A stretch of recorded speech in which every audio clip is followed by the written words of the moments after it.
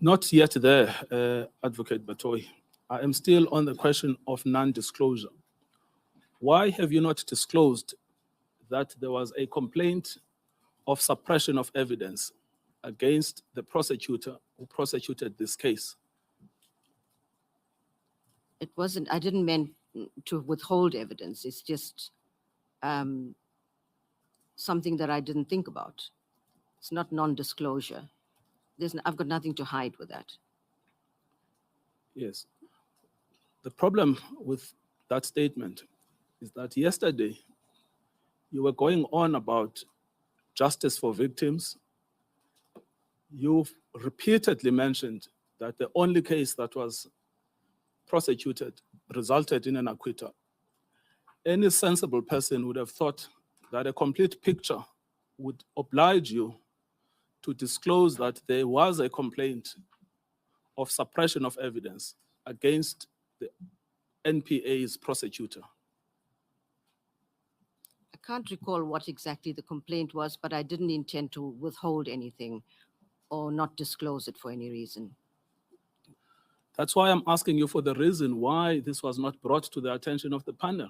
You say it was not your intention to withhold it, but as a fact, you never told the panel. If you read your statement under oath, your statement simply blithely says the one case that was prosecuted resulted in an acquittal, never actually engages with the complaint that came afterwards.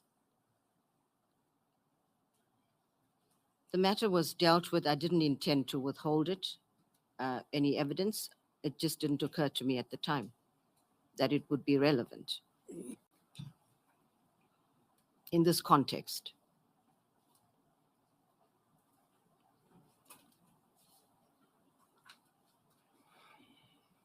You say that it's because you did not think it was relevant. In this context, yes.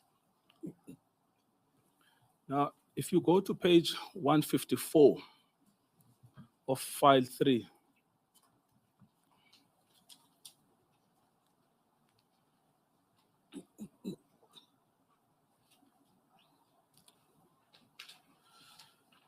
at paragraph 2, this is what is stated.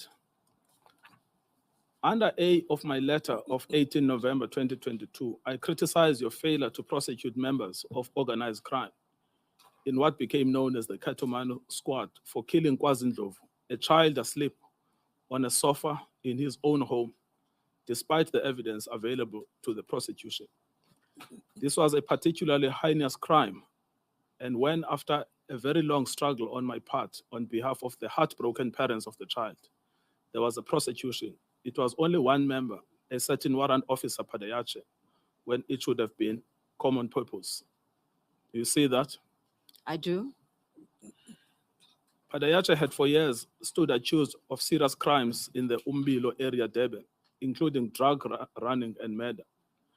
But had I known the cruelty I would subject the parents to at the hands of the prosecution, I would not have motivated for a prosecution, since I believe that justice was deliberately defeated.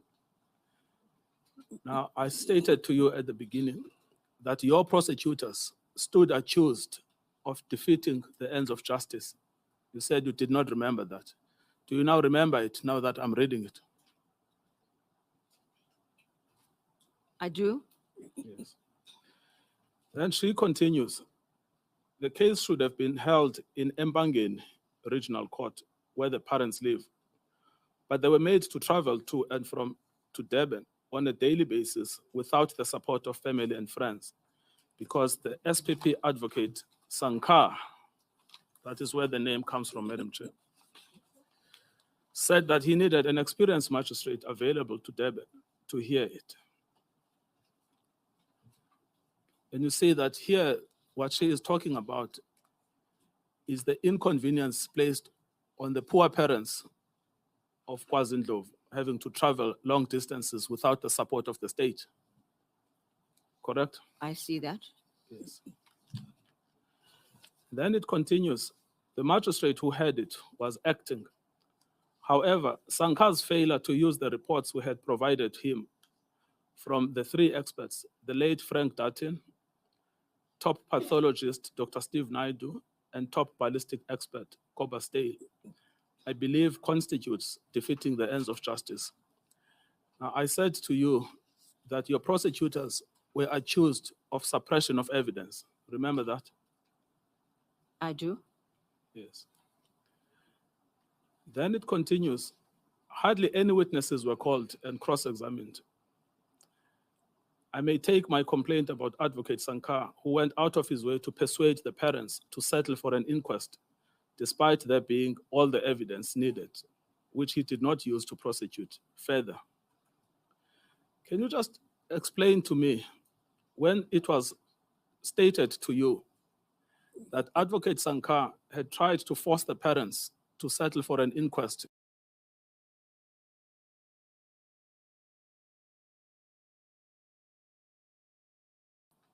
The DPP to look into the matter. I'm asking about yourself. Why did you not intervene as the NDPP? That is my intervention. We don't even have any letters, any statements from you to the DPP in this record because of your decision not to disclose these facts. It was not a decision not to disclose these facts. Well, I thought you said you considered it irrelevant. I would regard that to be a decision. It was not a decision not to disclose these facts. The matter didn't come up. Yes. So you are saying to me, a parent of a child who has just been killed by the police writes to the NDPP and says to you, your prosecutors stand accused of defeating the ends of justice because they have suppressed evidence and they've tried to force the family to settle for an inquest. The only intervention you can make is to refer it to the DPP. That is a very serious issue. And of course, the first step is to ask the DPP to look into the matter, which is what I did. Is there any report from the DPP that exists in your office? There should be. Is there any independent investigation that was conducted in this matter? There wasn't. There was no independent investigation. There was no independent investigation.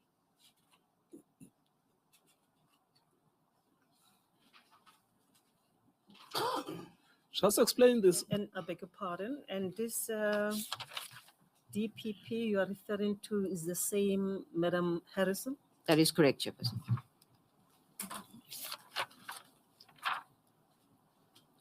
Why did you not call for an independent investigation? This is, your prosecutors are accused of committing crimes. The DPP looked into the matter and sent me a report on the matter. And I can assume that because of what she said in the report, we didn't consider it necessary in the circumstances. Well, I don't understand that. A prosecutor is accused of defeating the ends of justice. It is brought to the attention of the NDPP. The NDPP fails to conduct an independent investigation to verify what transpired and comes to an inquiry and says she's basing her answers on an assumption. Is that what you want us to believe? No, I'm saying that I referred the matter to the DPP, who looked into the matter and provided a report on it. I think we've moved past that stage. We know that you did so. I'm asking you about why, when your own prosecutors are accused of effectively throwing away a case, you don't subject that to an independent investigation. The first step is to ask the DPP for a report. And depending on what's in that report, we consider whether further steps are necessary. In this particular case, I am assuming, because I don't have the report before me, that on the basis of that report, no further steps were considered necessary.